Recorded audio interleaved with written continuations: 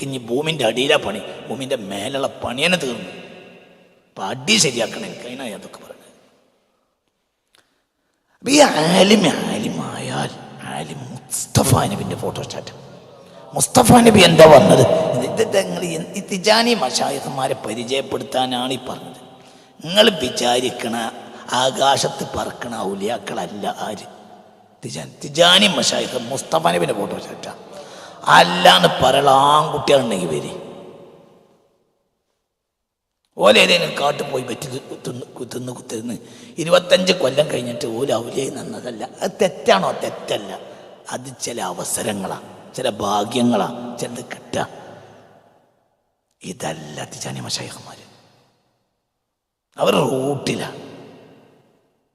തിജാനി ആയതുകൊണ്ട് ഇപ്പം ഇതൊക്കെ പറയുമ്പോഴും തിജാനി മറ്റോ തിജാനി അങ്ങനെയല്ലേ, അത് പറയരുത്, അത് ഇങ്ങോട്ട് പറയരുത്. എന്തുകൊണ്ട്?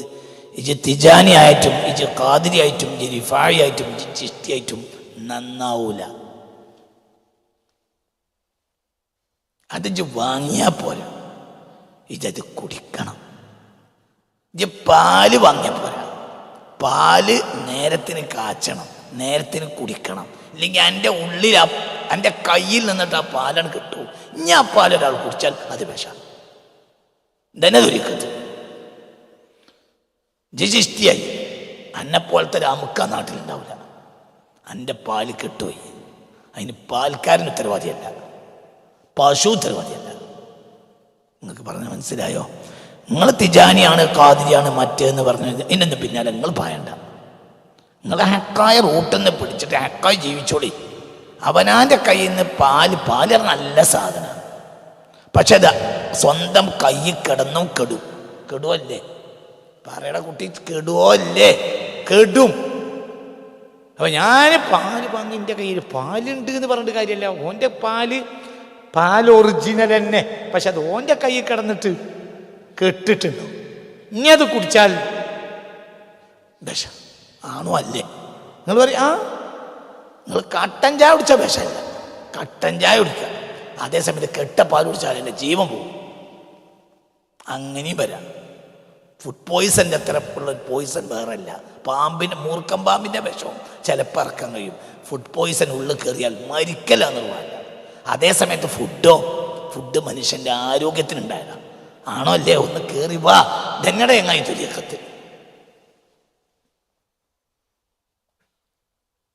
ചില ആളുകൾ വാങ്ങും, അവരെ അടുക്കാൻ കഴിയില്ല. അത്രയും മോശപ്പെട്ട സ്വഭാവമുള്ള തൊരീക്കത്താരെ എനിക്കറിയാം. അള്ളാഹുത്തല നമ്മളൊക്കെ കാത്തുരക്ഷിക്കണം. ദുസ്വഭാവം ഒരു മനുഷ്യനിൽ, ഒരു തൊരീക്കത്തായാലും ശരീഅത്തായാലും ഹഖീഖത്തായാലും ഒരാളിൽ കയറിക്കഴിഞ്ഞാൽ അയാൾക്ക് ആദ്യം വേണ്ടത് സൽസ്വഭാവം. എന്തുകൊണ്ട്? എല്ലാ ശരീഅത്ത് തൊരീക്കത്ത് ഹഖീഖത്തിൻ്റെയും മദാർ മുഹമ്മദ് മുസ്തഫയെ ഖുർആൻ പരിചയപ്പെടുത്തിയത് ഇന്നക ലഅലാ ഖുലുഖിൻ അദീം. എൻ്റെ ഷെയ്ഖ് ഇബ്രാഹിം സാലിഹ് ഹുസൈനി ഇന്ന് ലോകത്ത് ജീവിച്ചിരിപ്പുണ്ട്. നിങ്ങൾ പഠിക്കി ഭൂത കണ്ണാടി വെച്ചിട്ട് ഖുലുഖുൻ അദീമിലല്ലാതെ ആ മനുഷ്യന് 10-90 വയസ്സായി കണ്ടെത്താൻ കഴിയില്ല. ഇൽമോ അങ്ങനെ